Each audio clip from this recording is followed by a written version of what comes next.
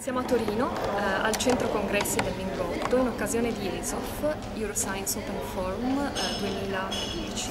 Si tratta di una grande kermesse che ogni 2 anni riunisce ricercatori, giornalisti, comunicatori, esperti di didattica scientifica da tutta Europa. Quindi in pratica riunisce il meglio della produzione e della comunicazione della scienza europea.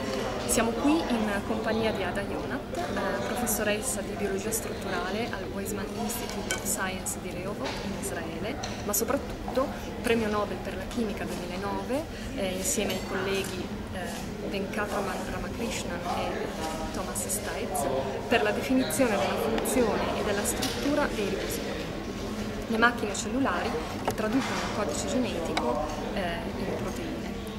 Yonath ha appena preso parte a una tavola rotonda sul tema Donne in Scienza e Links Magazine ne approfitta per chiederle un commento appunto su questo tema, ma soprattutto per chiederle di parlarci di quello che è stato l'oggetto dei suoi studi per buona parte della sua carriera, cioè i ribosomi.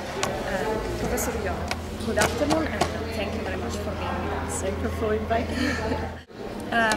That ribosomes are involved in protein synthesis has been known since 1950 or 60, I think. 60 more or less. 60, okay.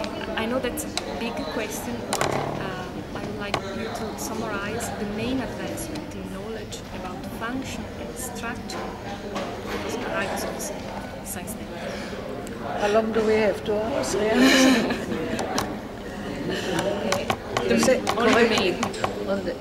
It's correct that between the 60s and the 70s was established the ribosomes are those that produce the proteins according to the genes, but not how.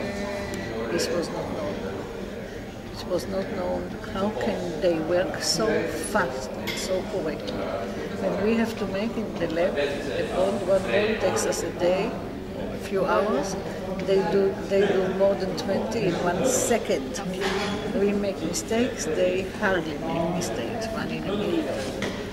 So this was not clear how it happens and what is the function of each part. The ribosomes have very many parts, they are complexes, and how they progress from one codon to the next, to the third, one triplet to the next, to the third, and how the proteins are being protected and not making wrong folding. So all these things that I said until now on this point are now more clear. Not fully clear, but much more clear. And which kind of organisms did you study?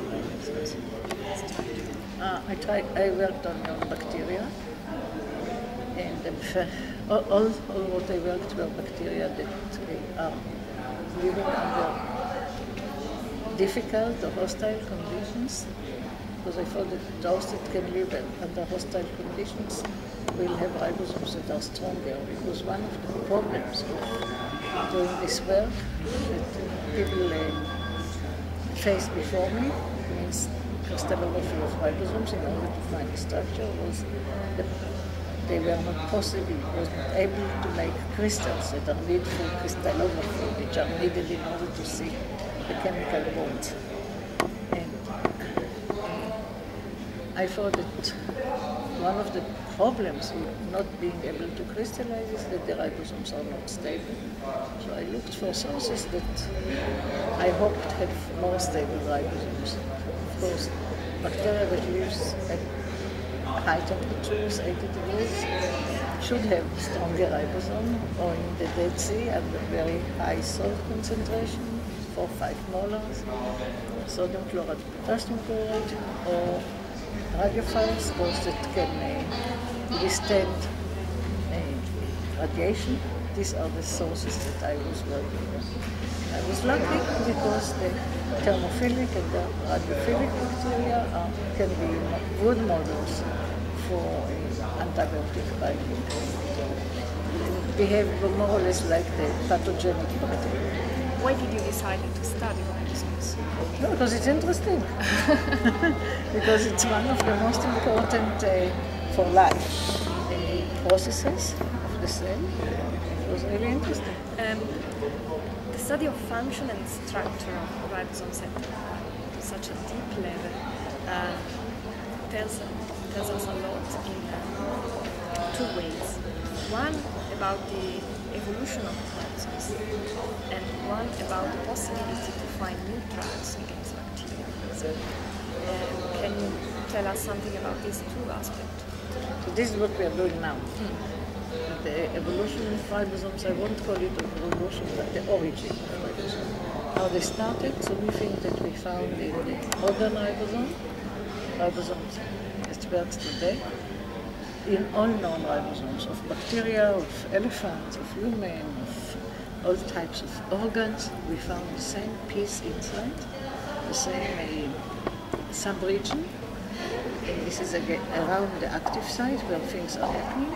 And this subregion, in our opinion, can be the minimum ribosome, the first ribosome, proto-ribosome, before ribosome, little machine piece, little piece of what is today, but the little machine we are trying now to build it, to see if we can construct a machine that really makes both.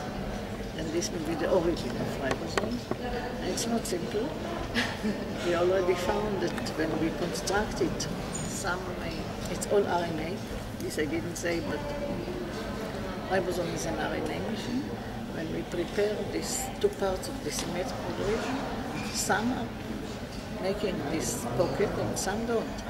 And so far we can categorize them. For some cases we know more or less how to categorize, but we don't understand why. It means we find selection even before there was life. Fitness of the most appropriate before there was life, before Darwin before Darwin, pre-Darwin, Darwin. So this is really exciting, but we are not so close to the real our wish. And about antibiotics. Antibiotics target ribosomes. They are trying to kill the bacteria, the pathogenic bacteria, but any bacteria, by paralyzing the ribosome.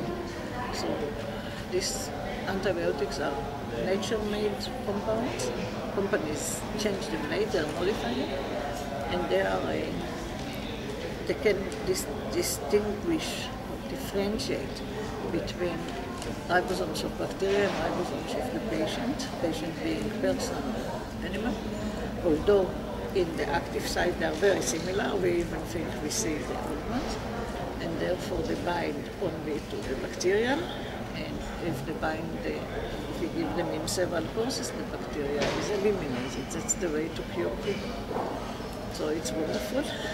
But nature doesn't give us so many antibiotics and not for every type of disease.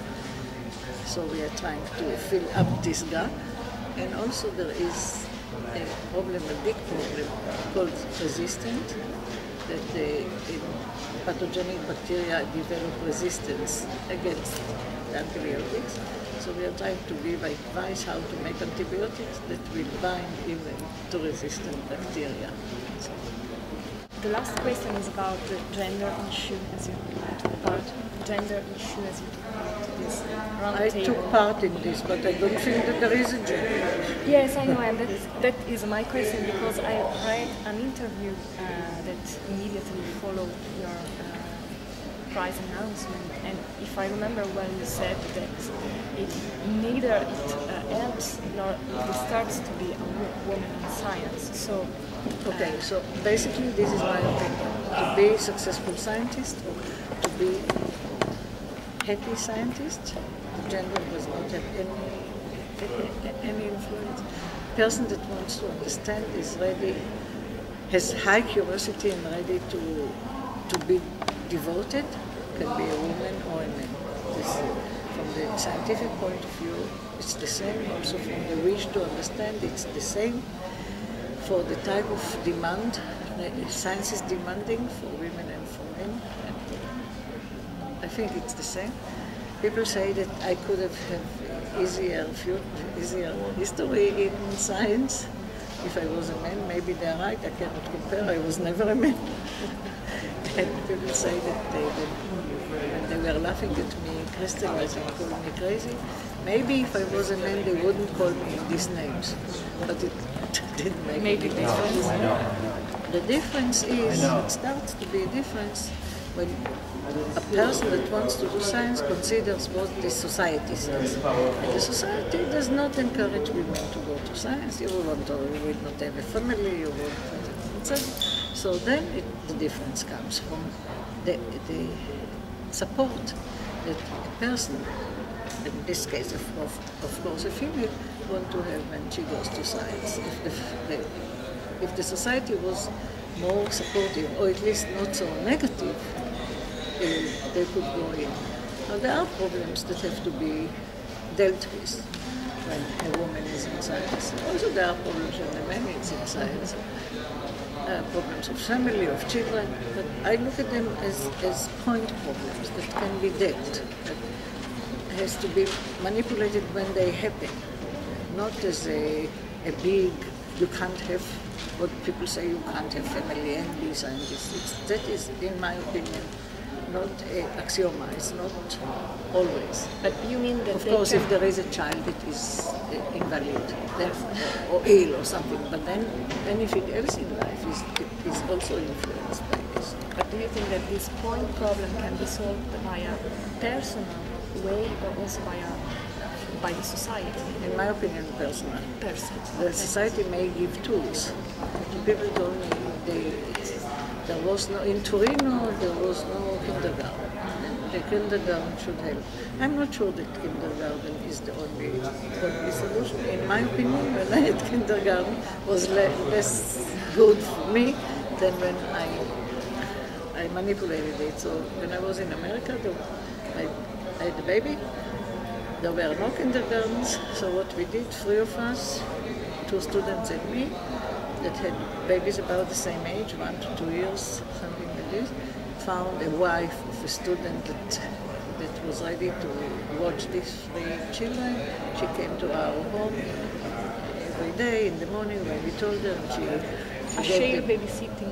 Sort of family babysitting. In another city in America, I found a woman that had 8 kids in her home from different ages, and we brought the child there. Sometimes it's better than a kindergarten because it's much more flexible. Kindergarten stops at 2, 3 or 4. They have vacations, and then all of a sudden, there is a vacation. So things can be dealt with. I want to tell you that the first babysitter, the first arrangement, this was the family woman. She called it the super family, and my daughter was the youngest. She was 1 year and 2 months. And the rest were older. You know what happened? And she didn't understand the language because it was in English, and we just arrived in America directly from Israel. You know what happened? Within 2 months she was using the potty. She didn't need diapers anymore because she was following the other children. It went like this. If she was with kids in her age, maybe we had 2 more years to change diapers. Well, she came and said, I also want a toilet of my own. So we bought her a toilet of her own from plastic, and finito. So I'm telling this because I just want to point that problems like this one can deal with. It's not a problem, it's not a force majeure, it's not a disease, it's not that somebody died, that you cannot do anything about. Yes, if you do better, you do worse, you can. You can, okay. Or one can. Okay, thank you very much. That's all? Yes.